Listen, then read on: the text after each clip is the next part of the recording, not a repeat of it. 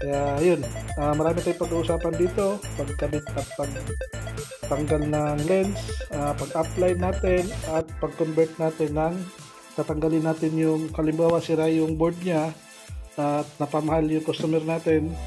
Pwede natin i-convert siya sa 6 LED o kaya tri-LED na LED. Magbubutas nito sa likod. Kaya yun yung magiging ano natin.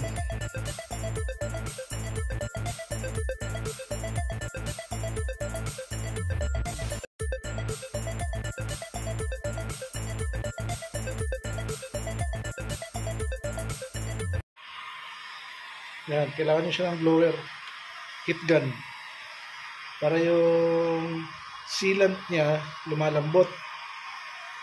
Hindi natin tatanggalin yung sealant niya. Pag binalik natin siya, i-heat gun pa rin natin siya para malambot, saka isasaksak siya.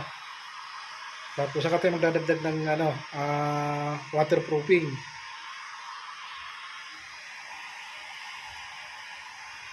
Ingatan nyo dito yung yung board na mainitan nyo. Mahitgan nyo yung board kasi masisira siya, ayaw milaw. Ayaw milaw yung high o kaya low o kaya ayaw mag-signal light. Kaya huwag nyo itutok yung nyo sa mga board. Pag nag-heat gun kayo, huwag nyo itutok sa mga board na yan kasi naka-LED lahat yan. Naka-LED lahat yan.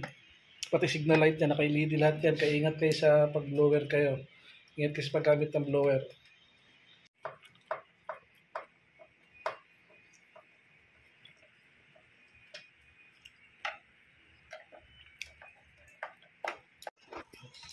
Ito na yung pagtanggal sa kanya. No?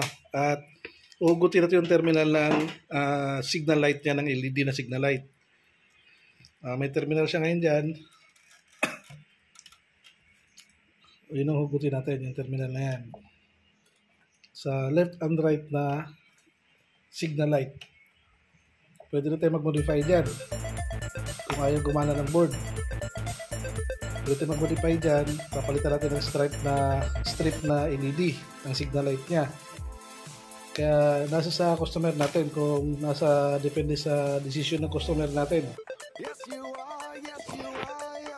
Kung stock, bili ng bago o modify o board lang ang i-repair. Pag natanggal kayo ng terminal, pansin nyo lang itong kulay blue na to. Ayan. Yan yung unahin mong tanggalin. Yan yung magiging lock na mga terminal pagdating sa mga head ng mga Honda Click. Pag natanggal mo ngayon yan, tanggal na siya. Saka mo siya yung tatanggalin ngayon to. Huwag mo siyang hilahin na kasi may lock pa siya. Saka mo siya ngayon didiinan to dito. Ayan. Ayan. Kaya huwag siyang hilahin. Sensitive to. Pag hinilan nyo, maglulus ngayon ng contact niya ngayon sa loob.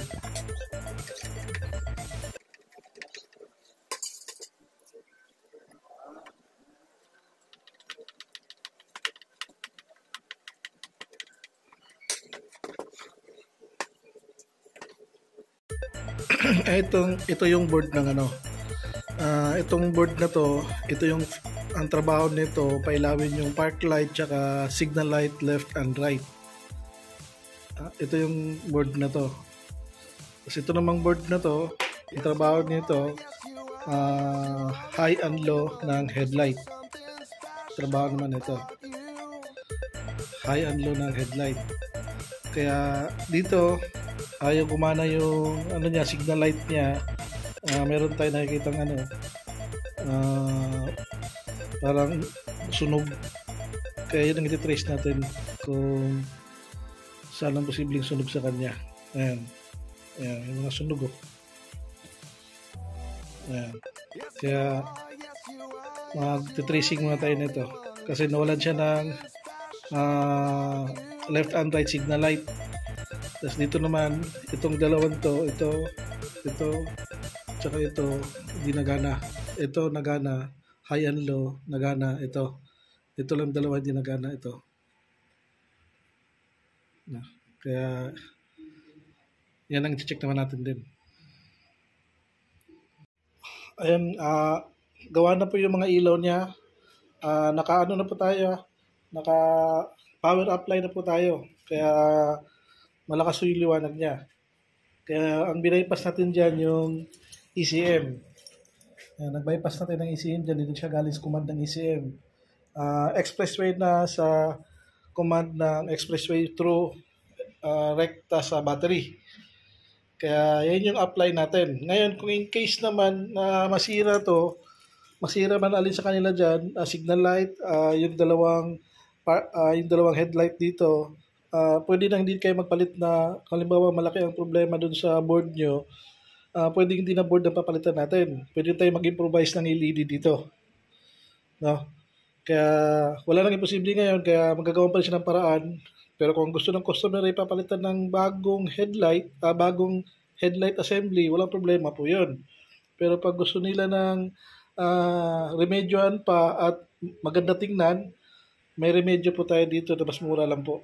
Kapag ayaw na pong gumana sila at hindi na natin, pag nirepair natin, marami tayong papalitan.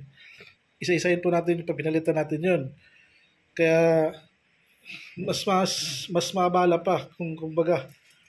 Kaya may madaling remedyo, magpapalit tayo ng LED na lang. Hindi na tayo magpapalit ng board LED kung masisira siya. Ito buo pa naman, kaya naka-apply na siya ngayon. Ayan yung apply natin. Ito naman yung kakabit natin na cover niya. Kaya yun yung pinakalimbawa ng apply natin. Ayan, nakarekta na siya sa battery. Yung power niya, supply, naka-expressway sa battery. Kaya mas maliwanag yung output niya. Pero pag nasira siya, maraming alternative. Pwedeng bumili ng bago, pwedeng remedyohan, pwedeng i-repair, at pwedeng i-modify.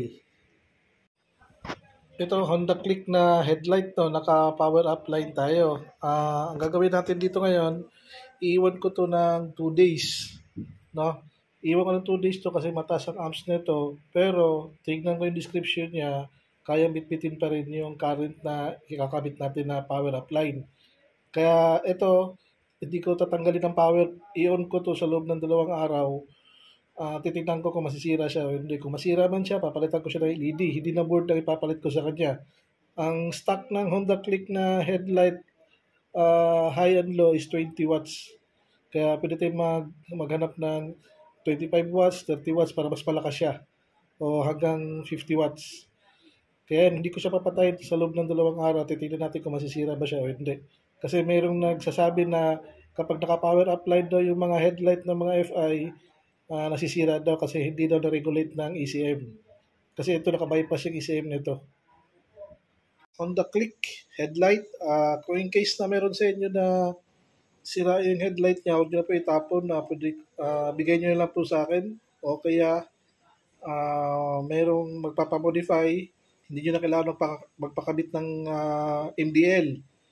Kasi lalagyan natin siya ng, ito naka-apply to, pero mas malakas pa kung mag-modify tayo ng MDL. Mag-modify tayo ng LED na tig 50 watts. Dalawa yung LED dito, dalawa yung LED dito ng headlight.